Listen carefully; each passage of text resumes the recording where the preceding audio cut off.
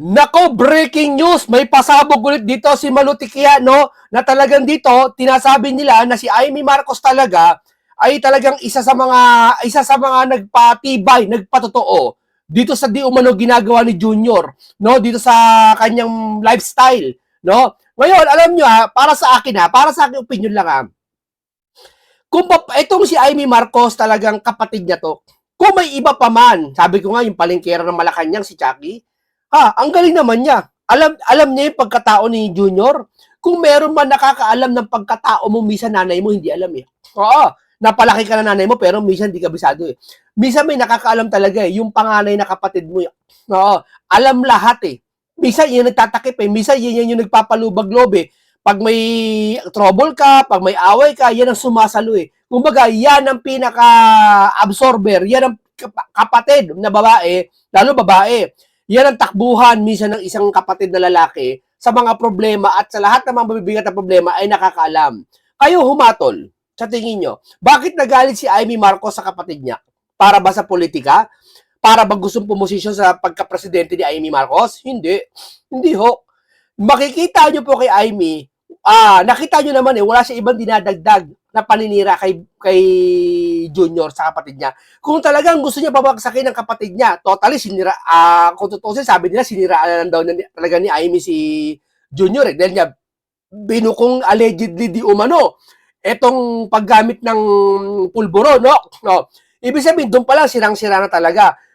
Pero mapapansin mo, limit lang yung mga nagsabi siya. Hindi talaga siya totally naninira kay Junior, no? Yung mga talaga nalalaman lang niya, binunyag niya. 'Di ba? Kayo na humatol bilang isang kapatid. Sabi ko nga kanina, kung walang iba nakakaalam ng kalokohan ng isang tao, yung kapatid mo. No? Hindi ako, kayo humatol. Totoo ba sinasabi ni Amy? No? Totoo ba lahat ng sinasabi ni Amy? Naninira lang ba si Amy? Isang politika lang ba to para si Amy kumamkam? Hindi. Unang-una dahil yung legacy ng tatay niya, na, di ba, aminin nyo to, kaya nyo binoto si Marcos Jr. Dahil alam nyo kahit mahawig man lang ng tatay niya, maitulad sa Pilipinas. Tama, mali. Di ba? Kaya ako gusto si Junior, di ba? Kaya, parang si tatay niya to. Hindi man niya makopya-kopya tatay niya yung pinaka-ugali, yung pinaka-batas ng tatay niya, gano'ng katikas na presidente, mahawig man lang kahit mga 60%, akala ko gano'n. Kaso hindi, ang layo eh. Ang layo. Sobrang layo, kahit sa pananalita, ang layo eh. No? Akala ko dati gano'n. Kaya binoto namin, di ba? Binoto natin. Ngayon, nagsisisi, tapos sasabihin nyo, pag sabi ng isa dyan, yung disbar na attorney, ang binoto daw, ang pag nag-2028 daw, wala daw boboto kay Sara. Mas marami daw loyalista. Ano ka? Marami loyalista na wala ng gana. Oo, totoo lang. Ako, isa na ako doon. Pinagmamalaki. Pero ngayon, aminado ko, pinagmamalaki ko pa rin si Marcos Sr. Hindi ko ipagpapalit yung kahit kanino. Marcos Sr. talaga ako. Diba? Pero kay Junior, pasensya na, hindi ako nagpapaka-plastic, ayoko. Mahina. Nahihinaan ako. Dahil malaki ang dosage ko pagdating sa ganyan. Ito po, pahinga po natin si Malutikia sa kanyang panibagong banat.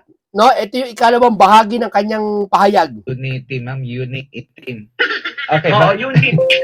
Dito, ma'am, sa lipat naman ako sa serye ng mga video ni Senadora Amy Marcos po. Humingi po siya ng tawad sa kanyang yumaong amang si Marcos Sr. at sinabi niya, napabayaan ko si Bongbong. Narito yung ilan sa kanyang mga sinabi sa kanyang video na may caption na, Dad, patawad, hindi ko talaga kinaya.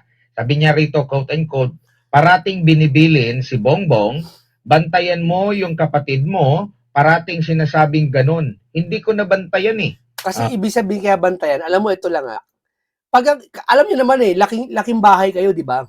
Pag sinabing bantaya, may nakikitang kabantay-bantay. Di ba? Hindi porket bunso.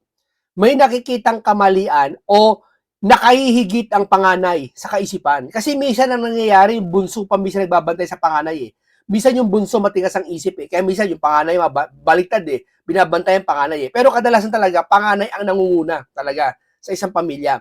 Bantayan mo. May nakikita yung tatay, mismo ang matalino si Senior Marcos may nakikitang kahinaan dun sa bunso. Quote and quote, kaya dad, sinubukan ko talaga, pinagpilitan ko, nayayamot na nga sa akin si Bongbong, alam ko naman, pero hindi ko talaga kinaya. Meron pa siyang sinabi, hindi na kami nagkausap ng matagal at hindi ko nababantayan kaya nagkulang na ako. Ang sabi pa rito, quote and quote, ngayon iniisip ko na ang dapat ihingi ko ng tawad sa tatay ko, ihingi ko ng tawad na hindi ko nagampanan yung utos niya, yung habilin niya. Ano po ang basa niyo po rito, Prof? Well, ako masyadong personal yun eh. Parang yan yung nagsalita siya tungkol sa paggamit ng droga. Sa tingin ko malalim ang pinaghuhugutan ng mga pananalita ni Senator Marcos. At parang nagbibigay rin ng hudyat sa kapatid niya na kahit hindi sila magkasama, Hindi, ito lang yan. Iniisip po ni Amy Marcos yung kapakanan ng kapatid niya pagbaba sa posisyon. Alam nyo, kahit gaano kasama ang isang kapatid, maliban na lang kung talagang sakim na sakim, pero hindi naman ganun si Amy Marcos eh. Meron naman din silang pundar, may pera din naman sila galing sa tatay nila, di ba? Hindi ko alam kung saan galing yun, kung galing ba sa Kurakot yun, o ano, basta may pera sila, no? Na pinaghahatian ng meron yan. Hindi naman senador ka, wala kang pera. No? Kaya ang kumbaga sa pagiging sakim mula na sila noon kasi meron silang mga ari-ari ang kanya-kanya.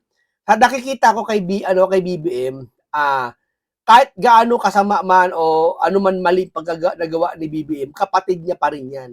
Tandaan niyo. Yung awa niyan na kay Marcos, kay BBM pa rin. Bandang huli, lahat ng ito politika lang. Tandaan niyo. Lahat ng ito isang pagkakamali lang na kung saan nagawa niya o nagawa man ni BBM, pero bandang huli, kapatid pa rin ni Amy yan. Tandaan mo, yan pa rin ang pipili ni Amy bandang huli, pag yan nawala sa posisyon. Kaya si Amy ngayon, nire-regularize niya neutralize niya yung mga tao na kulang na lang sabihin ni Amy, huwag kayong magalit sa kapatid ko huwag niyo ipakukulong to Sara pag pag nababa ka, huwag niyo ipapakulong to Alam niyo hindi makukulong yan, maniwala kayo. Yang halimbawa, hindi ba pag-iinitan yan, mas papatawarin ni Sara yan para kay Amy. Totoo yan. Si Amy, isang neutral na kapatid na kung saan mahal niya kapatid niya. Yan ang hindi kayang unawain ng mga loyalista. Si Amy daw ganyan-ganyan. Kasi ang utak nila, pampolitika lang. No? Pero yung puso, damdamin nila, hindi nila inilalagay sa sitwasyon ng magkapatid. No? Matagal na magkasama tong dalawa sa politika at sa pamilya. Nang Malacanang tumira yung dalawa na yan, sa Malacanang magkasama yung dalawa na yan, si Marcos at si Amy. Halos magkatabi pa nga sa higaan yung mga yan, kung tutuusin. Hindi ko alam sabihin, talagang amoy sa amoy, alam na nila sa isa't isa. No? Hindi pa babayaan ni Amy yan bandang huli. Maniwala kayo, kapatid pa rin yan. Mamatay mama si Marcos, wala man iyak yan si Amy. Yeah? Yun ang pagmamahal. Nakita nyo, anong punto ko? Ano pinakapunto ko? Yung pagmamahal ng isang kapatid, makikita mo kay Amy. Oo. Maski si Marcos Jr. Yung pagmamahal niya kay Amy, nakikita mo pa rin hanggang ngayon Hindi, totoo lang real talk to Bakit? Kung iba-iba lang yan, di ba si Amy pinag-initan na? Ito, pansin nyo. Lahat pinag-initan. Si Amy ba pinag-initan? Hindi, totoo lang. Ito ako lang vlogger na ganito, nakakapansin ng ganito Lahat na pag-initan, lahat na sasalita, binubunyag lahat ng katiwa. Di ba pinag-initan si Libiste, Kiko, si Senator Marcoleta, ang dami, halos lahat. Sila Mike, Defensor. Di ba? Pero si Amy, nang bubulgar din, pinag-initan ba? Hindi. Sinagot ni Chucky ng Malacanang, palengkera. Pero hindi siya totally dinimanda o pinag-initan. Bakit? Kasi kapatid pa rin niya yan bandang huli. Si BBM may kapatid pa rin ni BBM. Alam pa rin ni BBM sa niya kapatid niya yan. Hindi niya pa rin pababayaan niya kahit paano. Yan is lahat yan ay politika at galit lang. Naintindihan nyo? Ano ibig kong sabihin? Kung may dapat pang paniwalaan sa sitwasyong ito, ako naniniwala ako sa sinasabi ni Amy. Na nalagang yung kapatid niya may pagkukulang. Lahat naman tayo, hindi pwede natin sabihin na may pagkakamali May pagkukulang. Na bagay na ayaw tanggapin ng mga loyalista. Di ba? Yan sila. Isang side lang sila sa kanilang utak. Di ba? Hindi katulad natin, napapansin natin lahat. Parang nagkaka na, ayusin mo naman. I mean, parang siguro kahit a shout in the dark yung ginawa niya, gusto niyang maparating sa kanyang kapatid. Malungkot yung nangyayari dyan sa dalawang magkapatid. Oo, nakakaiyak to. Nakakaiyak na kwento to. Pag totoo lang, ito sabihin ko sa inyo, makalipas lang ito ng mga 2 years pa, pagbaba ni Junior, nakakaiyak to. Maniwala kayo. Sabihin alam mo kahit gaano kasama ang isang tao, bandang huli maano kayo, kung talaga Kristiyano ka, kung talaga may pusong Kristiyano ka, talagang ewan ko ba sila, itong mga to, walang awa eh. Talaga si Duterte, binabaon nila eh. Walang awa tong mga to. Yan ang walang puso mga yan. Yan ang galit. Yan, galit na galit si Kristo sa ganyan. Yung mga ganyan tao, walang puso. Walang puso yan. Hindi marunong magpakumbaba, hindi marunong magpatawad. Di ba? Yung walang puso yung mga yan. Kikita mo sa karir ni Senator Marcos, siya talaga ang sumusunod kay BBM at sa bawat pagsunod niya, inaayos niya at inilalagay niya sa tama yung naiwan ng kanyang kapatid. So, ayokong maghanap pa ng malalim na kahulugan kasi nasa sa kanilang magkapatid yan. Pero nung ginawa niyang public yung statement niyan, siguro kailangan rin niyang i-explain sa taong bayan kung bakit ganon. Dahil totoo naman, kahit dun sa mga nakasulat na dokumento ng tatay niya, meron talagang sinasabi sa kanya na take care of your brother. So yun ang rhetorical nilang dalawang magkapatid at pustahan tayo, sasagot na naman si Yusek Claire na pabalang. Napakagaling mo talaga, ma'am. Narito yung inirap up ko lang yung naging tugon naman ng palasyo dito. Tumugon ito sa naging payag ng Senadora Amy Marcos. Sabi dito ng Palace Press Officer, hindi nagmumura o nagbabanta ang Pangulo at nananatiling tapat sa kanyang asawa, si First Lady Liza Araneta Marcos. Iginit din ng opisyal na hindi sinisira ng Pangulo ang imahe ng kanyang mga kapatid at alam niya ang nangyayari sa paligid. Tinukoy din ni Castro ang tanong kung sino ang dapat binantayan bilang paglilinaw sa umunay hidwaan ng pamilya Marcos. Ako ito hindi naman masama si Marcos eh. Hindi totoo lang ito totoo naniniwala ako sa sinasabi ni Toby Chanko eh. Hindi ako, ito lang sabi ni Toby Chanko, 30 years niya nakasama kasi di ba pinsang buo ni BBM, asawa ni Toby Chanko. So alam niya lahat ng kwento niya sa pinsan, di ba? Pinsan nakakaalam din ng kwento yan. Naniniwala ako 30 years nang kilala niya, more than 30 years yata, na napabait talaga si BBM. Pero, iba kasi mabait sa mahina. Tanggapin nyo. Ako mabait si BBM pero mahina. Mahina siya. Karapatan ko rin naman bilang taxpayer na magsabi na hindi siya bagay maging presidente. Totoo lang. Bakit mo binoto? Nagsisi niya ako eh. Wala problema. Kaya nga pagsisisi nasa huli. Di ba? Akala ko magaling eh. Akala ko parang tatay niya kahit konti man lang mahawig eh. Di ba? Ganyan lang sagot natin. Prangka tayo. Diba? Pero mahina siya. Aminin nyo mahina siya, ayaw nyo aminin eh. Diba? Sa pagiging mahina niya, hindi niya nagawa na ipagtanggo o may pasyahan na si Duterte wag dalhin sa dahig. Diba? Yun lang yun. Hindi natin alam yung mga mali-maleta pa sa kanya. Dahil pag mahina ka rin naman, mahina ka rin, weak leader, doon mo masasabi talaga lahat ng operan sa'yo na pwede kang pagkamalang kurap. Diba? Kasi nga mahina ka eh. Hindi mo kaya pagtanggol sarili mo eh. Yun na nga lang ICI eh. Hindi mo kayang i-broadcast sa taong bayan eh. Yun na nga lang ginagawa ni Pinky, ayaw mag-imbisiga, ayaw mo sawayin eh. O anong tawag doon? Matalino ba? Kayo mahatol.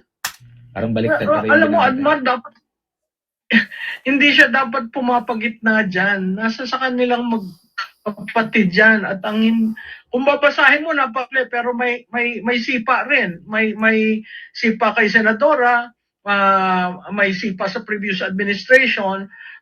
Yung framing ni Yusek Castro from the very start is very negative. Yan pinapayagan ng administrasyon, makikita mo anong uri ng leadership meron sila. Opo. Dito naman po tayo sa isang video, ma'am, na umamin siya, si Senadora Amy, na pinahamak niya ang pangalawang Pangulo. Sabi niya rito, quote and quote, hihingi rin sana ako ng tawad sa mga Duterte, higit sa lahat, sa VP natin kay Inday Sara. Ipinahamak ko siya eh. Talagang naiisip kong guilty ako. Sana nanahimik siya. Sana nasa Davao yun. Mayor siya. Ito po, yes, Prof, naririnig niyo po ako? Basahin ko lang po, meron pang isang video siya, ang sinabi niya man dito, umamin siya na pinahamak niya si VP Sara Duterte. At ang sabi niya, quote and quote, hihingi rin sana ako ng tawad sa mga Duterte, higit sa lahat sa VP natin, kay Inday Sara, ipinahamak ko siya. talagang naiisip ko, guilty ako, sana nanahimik siya. Nasa Davao yun, mayor siya, walang kalaban-laban, walang hassle, walang gulo. Si Tatay Digong andito sana sa piling natin. Ang dami kong pagsisisi. Hindi, totoo Ah. yan. Totoo yan. Nararamdaman ko, totoo yung sinasabi ni Amy. Na nagsisisi siya. Pero, alam mo, wala ka dapat pagsisiyan eh. Kasi, ano yan eh, yung isang tao kasi, alam mo, mahina. Alam mo, hindi natin alam na mahina si ano eh, si Junior eh. Akala natin parang tatay niya, parang si Senior eh, di ba? Mahina. Doon tayo na magsisisi. Dapat ang pagsisiyan natin, eto, na binoto natin si Junior. Huwag tayo magsisi, baski ikaw, Amy, na kung bakit si Sara, niyaya mo pa maging vice president na nanayimi sa Davao. Hindi yun eh. Okay lang yun eh, walang pagsisisi dun eh. Di ba? Ang pagsisisi natin, ba't natin binoto si Junior? Kung alam lang natin eh, si Isko Moreno na lang eh. Nakita nyo naman si Isko Moreno kung gaano kagaling magsalita, gaano kagaling magplano. Di ba? Sabi nila, boy benta. Di ba? O ano ngayon, ba't nagbibenta ngayon ng gobyerno ngayon ni BBM? O, di ba? Ba't ibibenta? Yung panahon ng pandemic kasi, si Isko Moreno, diskarte niya yon. Mas binenta niya, mas kikita yung pagbinenta niya. Di ba yung Divisoria yata? Parang hindi ko alam kung exact niya, hindi ko ina-admit na totoo na exact to sasabihin ko. Pero nahagingan ko lang batay sa mga kwento-kwento na binenta niya yon, mas malaki ang kikitain ng gobyerno pag binenta yon. Bukod sa kikitain na yung benta, pinagkabinentahan, pati yung upa nun sa gobyerno at magbabayad pa rin. Kesa yung gobyerno may-ari, maliit lang inuupahan nila kasi nga government property. Ibig sabihin, hindi kikita masyado. Nuggets nyo? O ibig sabihin, mas madiskarte yung ganon, lalo na in the same time, panahon ng pandemic. Biruin mo, Maynila lang, kay Isko Moreno lang. Kay Isko Moreno lang, yung mga Tolusito, sino ba yun? Yung mga injection na bakuna, sa kanila napunta yung mga ibang lungsod. Doon papabakuna. Doon yata mura, doon yata yung hindi naubusan, marami, at may ayuda, busog lagi, may pera. Manila, hindi nagigipit. Di ba? Kasi diskarte ng mayor eh. Siya din nagpauso ng yung task force discipline na tawagin. Yung kung saan bawal yung mga nakaharang sa kalsada. Inaalis niya. Nung sa panahon ni Duterte, pumutok si Isko Moreno. Naalala nyo? Madaling araw, naglilibot siya. Lahat ng bangketa, lahat ng sidewalk, inaalis ni Isko Moreno. Ngayon, napansin ni Pangulong Duterte, ginaya yon. Yung style na yon. Di ba, buong Metro Manila, ginano ni Pangulong Duterte, naalala nyo? Baka biktima rin kayo sa lungsod nyo. Na kung saan pinatitibag lahat na nasa sidewalk. Tibagin yan. Mga nakasagabal. Tanggal sa gabal. Kay Isko Moreno yung, yung modelo na yon. Di ba? Ang dami niyang ginawa, ang dami niyang ginawang kaayusan sa Maynila. Di ba?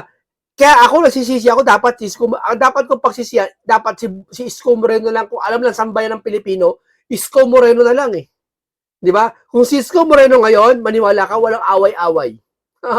Biruin mo yung kriminal na nakahuli niya sa Maynila, binigyan trabaho, ginawang magwawalis. Di ba? Kita nyo? Naisip ba ng Pinklawan yan? Sipin nyo? Yan ang sabihin ko sa inyo, kahit gaano kasama kasi minsan ng isang tao, pakitaan mo ng pagmamahal yan, pakitaan mo ng asikaso yan, may puso't damdamin niya na makapagbabago sa kanyang sarili, tandaan mo yan. Ito po masasabi niya rin. Pero iba talaga, halangang bituka, alam nyo na, di ba? Kaya may Duterte. Well, ang tangi ko lamang masasabi, yan ang legacy ni Marcos.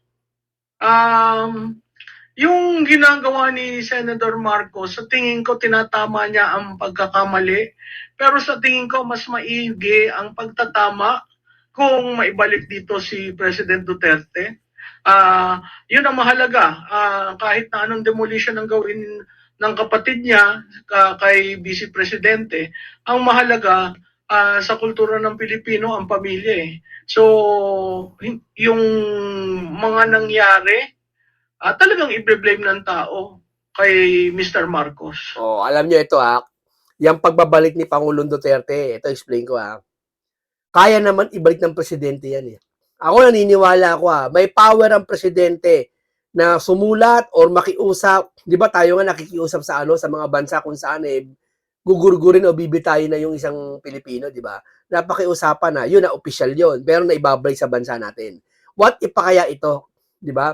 Na nagdala doon, pwede bang pakiusapan, ibalik nyo rito yan, dito namin litisin yan. May batas naman, utos ng Supreme Court, ganun-ganun. Kung ginagalang nyo yung International Criminal Court sa buong mundo, igalang nyo rin yung justice system ng Pilipinas. Kung yung presidente susulat, may uuwi yan. Kaso ayaw di ba? Hindi dahil sa si Marcos masama. Para sa akin hindi. Nakikita ko mahina lang talaga siya. Mahina. Daig-daigan siya ng mga tao sa paligid niya na pride niya naman. Pag si Marcos iniuwi si Pangulong Duterte, marami magagayat sa kanya. Di ba? Ganyan lang yan. Mahina nga. Ya?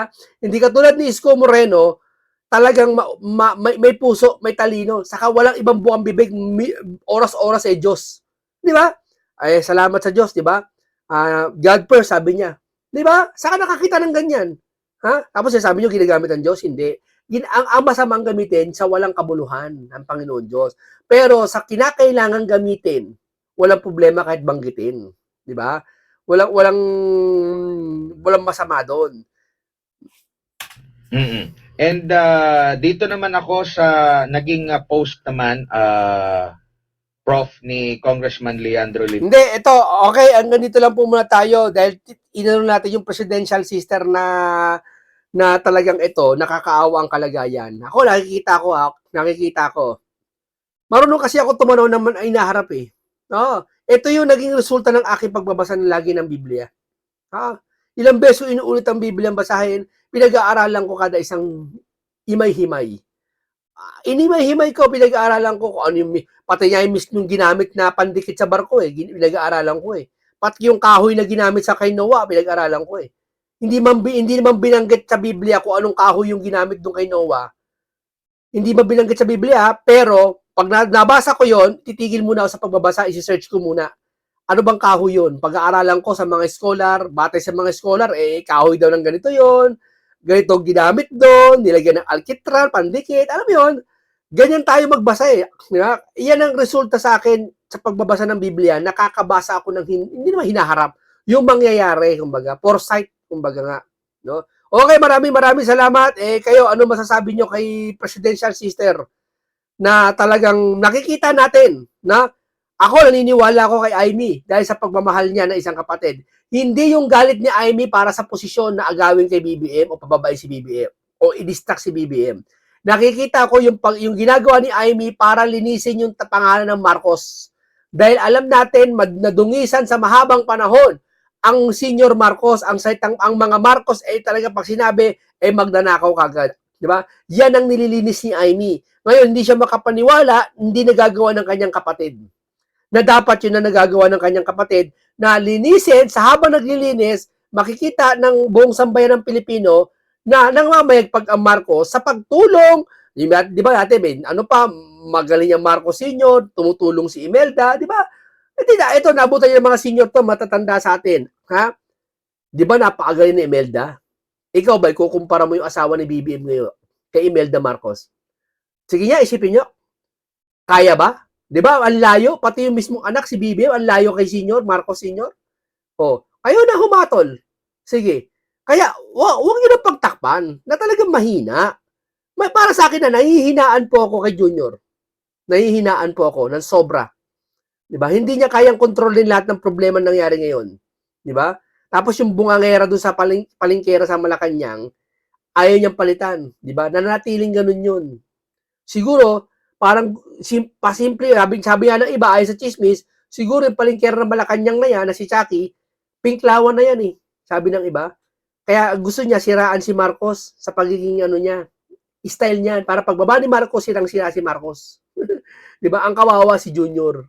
Ito lang, ang tao nakakaunawa tulad natin, tulad ko, nakakatarok na hindi lang masama ang ginagawa, kundi yung kabutihan titignan mo rin sa tao para mabalance mo. Maraming salamat, hanggang dito lang po, paalam sa inyong lahat.